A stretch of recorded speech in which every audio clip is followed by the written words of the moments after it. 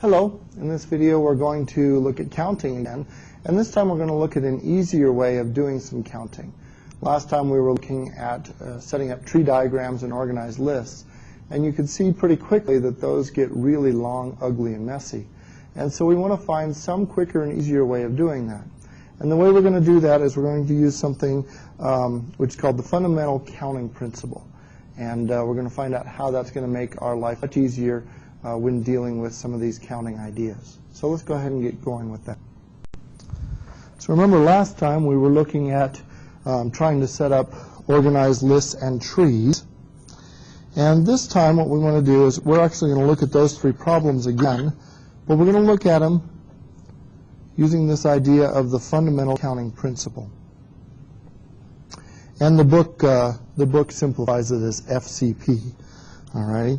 But basically, the fundamental counting principle says if you want to perform a series of tasks, and the first task can be done in a certain number of ways, and the second can be done in another number of ways, and the third can be done in another number of ways, and so on, then all the tasks can be done in, well, the number of ways that they can be done in is just the product of all of those different ways.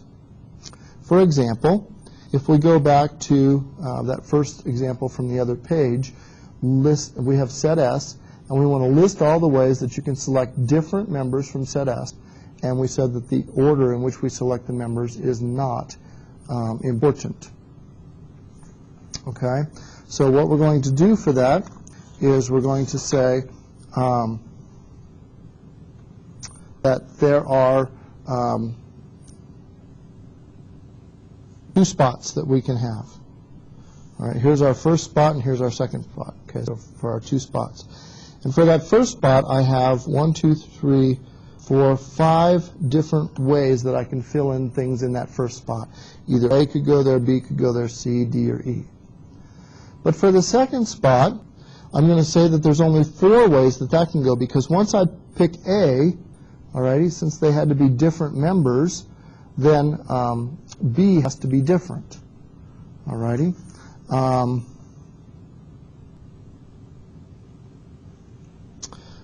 Okay, so there are 4 different ways that that can happen. All right, and I'm going to multiply those, and I'm going to get 20. However, we did not take into account that the order is not important.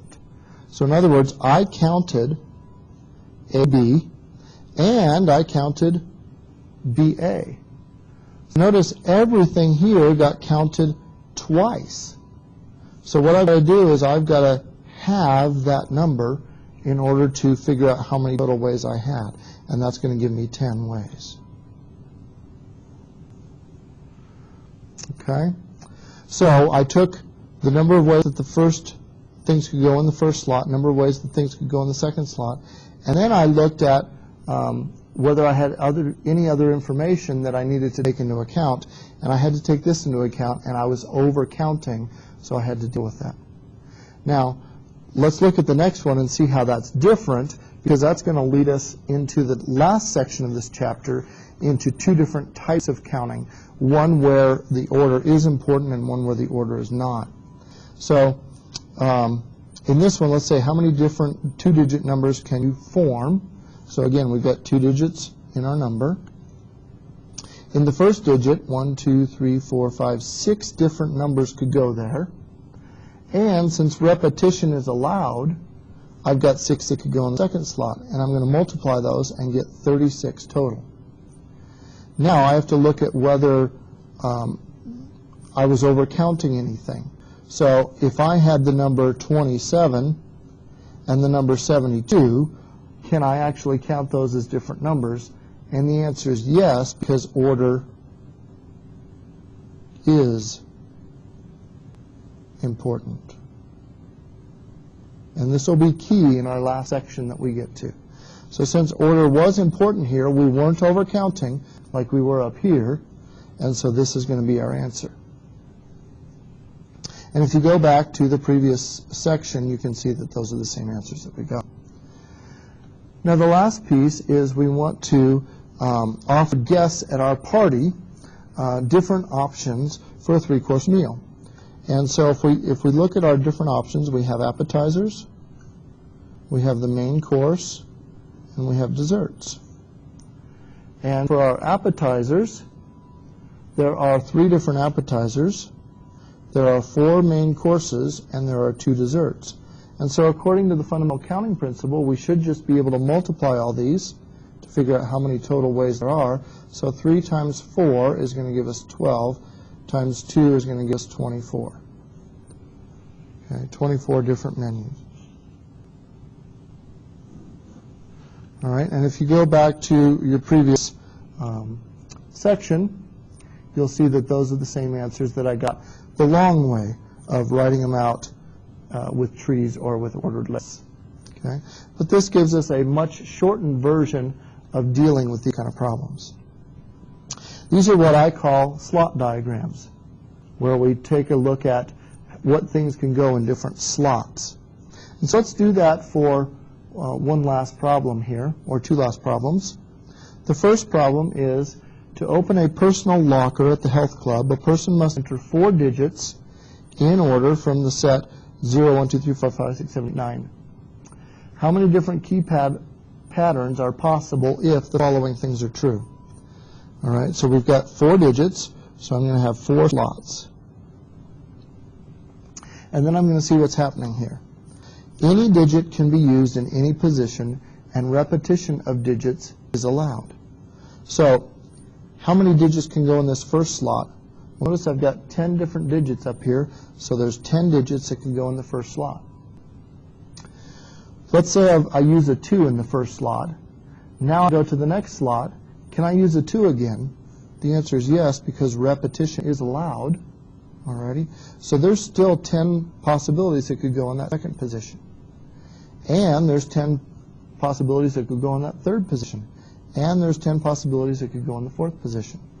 So if I multiply those out, 10 times 10 times 10 times 10, I'm going to get 10,000 different combinations that are possible. Now if we go on to part B, again, I'm going to have that 4-digit combination. But now it says that the digit 0 cannot be used in the first digit, and the number must be even. Otherwise, any digit can be used and repetition is allowed. So our 2 spots that we have to be careful of are the first digit, where 0 can't be used. So that leaves only 9 possibilities for that first digit. And we look at the last digit because it says that the number must be even. Well, in order for a number to be even, it's got to end in a 2, 4, 6, 8, or 0, which means that our last digit has only 5 options. But anything can go in the middle 2 digits, so those are both going to be 10, and then I'm going to multiply those numbers together. So 9 times 5 is 45, times 10 is 4,500. So it cuts down quite a bit on a number of options. Now, our last one says that any digit can be used in any position. However, repetition is not allowed. So here's our 4 slots again. Well, there are 10 possibilities for that first slot. But once I have used a number, like say I used 2, that can't be used in any of these other slots. So now, once I've used a number, there are only 9 numbers left for the second slot.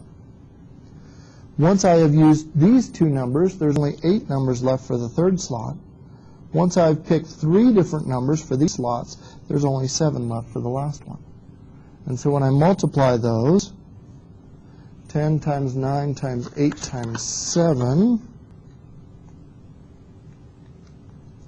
10 times 9 times 8 times 7, I get 5,040 different possibilities. Now our last example for this section says in a certain state, license plates currently consist of 2 letters followed by 3 digits. How many license plates are possible?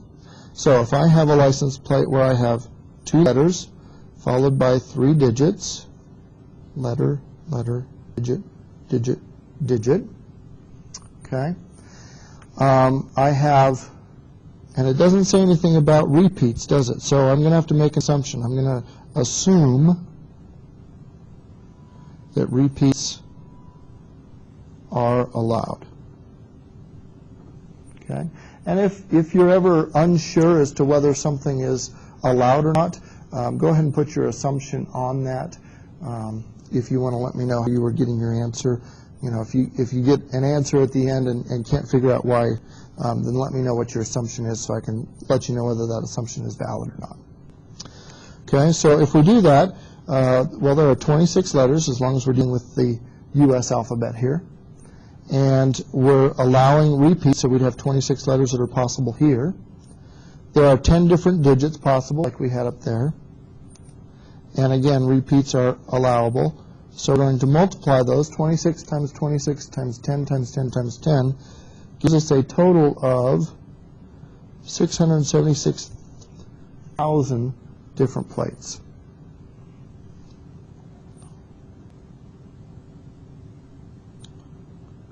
Quite a few with just those 5 different possibilities. If the State Department of Transportation decides to change the plates to have 3 letters followed by 2 digits, now how many plates are possible? So let's say they said instead, we want to have 3 letters followed by 2 digits, okay, and see what the difference is. And again, we're assuming that repeats are allowed. We've got 26 possibilities for the first one, 26 for the second one, 26 for the third, and then 10 and 10. And if we multiply all those together, okay, this time we get 1,757,600 different plates. So just by changing, you know, how many letters and how many numbers you have, it drastically changes what your values are. So that is the fundamental counting principle.